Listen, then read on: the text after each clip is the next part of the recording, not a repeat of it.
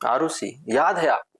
Of course याद ही होगा। 17 साल पहले साल 2008 में आरुषि तलवार अपने घर में रहस्यमय हालात में मृत पाई गई थी। पुलिस ने तफ्तीश की, बताया कि घर में फोर्स एंट्री के कोई साक्ष्य नहीं मिले। वारदात के समय आरुषि के पेरेंट्स के अलावा घर पर एक नौकर और था, नाम था हेमराज, जिसे भी बेरहमी से कत्ल किया गया। उसे मार के सीढ़ियों के सहारे घसीटते हुए छत पे ले जाया गया। अब घर में जिंदा बचे दो लोग, एक तो आरुषि के पिता राजेश तलवार और दूसरी आरुषि की मां नुपुर तलवार। दोनों पर कत्ल का इल्जाम था। कोर्ट कचहरी तक घसीटे गए। सीबीआई भी माथा पीटती रही, मगर राजेश और नुपुर ने ना कबूला तो ना कबूला। साल भर न्यूज चैनल के प्राइम टाइम हो या फिर अखबारों की हेडलाइन, आरुषि और हेमराज की खून से सनी दास्तां को लीपते पोतते रहे। पुलिस की प्रारंभिक जांच राजेश और नुपुर को कसूरवार ठहरा रही थी, मगर अदालत में पुलिस की थ्योरी मनगढ़ंत साबित हो गई। सीबीआई इंक्वायरी की मांग उठी, लाई डिटेक्टर, नार्को सब आजमा लिया गया, मगर राजेश और नुपुर से कुछ ना गुलवा सके।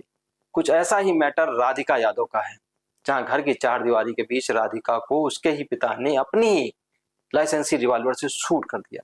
गुरुग्राम के पौस इलाके सुशांत लोक की 3 मंजिला कोठी, जहां 10 जुलाई की रोज सुबह करीब 10:30 बजे गोली चलने की आवाज आती है। घर के ग्राउंड फ्लोर पर रहने वाले राधिका के चाचा कुलदीप भागकर ऊपर पहुंचते हैं।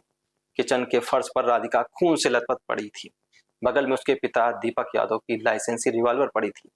बदहवास कुलदीप राधिका को लेकर अस्पताल भागते हैं, मगर देर हो चुकी थी। राधिका की मौत की खबर हॉस्पिटल स्टाफ पुलिस को देता है। पुलिस मौके पर पहुंची। राधिका के पिता ड्राइंग रूम में थे।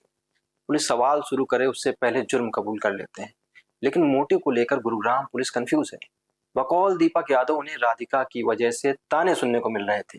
लोग ताना मारते थे कि बेटी की कमाई खाता है, लेकिन ये थ्योरी गले नहीं उतरती, क्योंकि दीपक की कमाई बेटी राधिका से कहीं ज्यादा थी।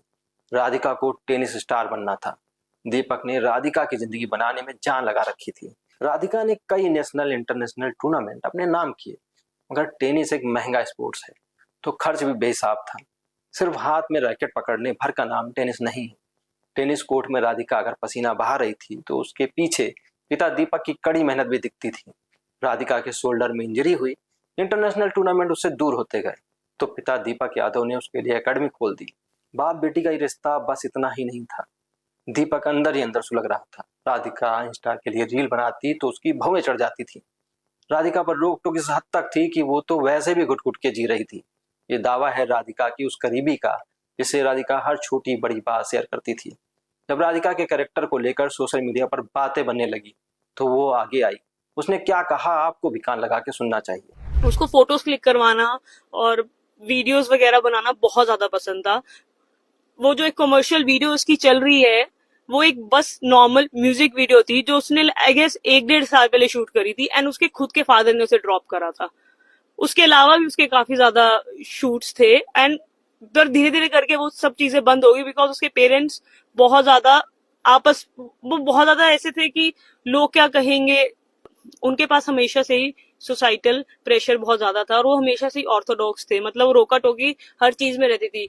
बहरहाल राधिका को लेकर बहस इसलिए भी है क्योंकि इस दकियानूसी दुनिया में एक लड़की कुछ भी साबित कर ले, पहल तो उसे उसके जेंडर से ही डिफाइन किया जाता है। बाकी उसकी शोहरत, कामयाबी सब बात की बात है। राधिका हमारे बीच होती तो सवाल हम नहीं वो कर रही होती। अगर एक बाप को अपनी बेटी से इतनी ही दिक्कत थी, तो छोड़ देता ना उसे उसके हाल पर। ऐसा क्या ही गुनाह कर दिया था राधिका ने कि उसे सजाए मौत सुना दी गई। कुछ अरसे पहले एक फिल्म आई थी दंगल, जो गीता बबीता की सच्ची कहानी से प्रेरित थी। इसमें गीता बबीता को शुरू में अपने पिता महावीर फोगाट से कई मसलों पर शिकायत थी, मगर जैसे जैसे वक्त बीतता है, गीता बबीता को महावीर समझ में आने लगते हैं। उनकी कुर्बानियां गीता बबीता के लिए इंस्पिरेशन बन जाती हैं। राधिका के लिए दीपक भी रोल मॉडल बन सकते थे, मगर दीपक इसी में उलझ गए कि लोग क्या कहेंगे। अगर वो समझ पाते कि लोगों का काम ही कहना, तो आज एक घर न उजड़ता। नमस्कार।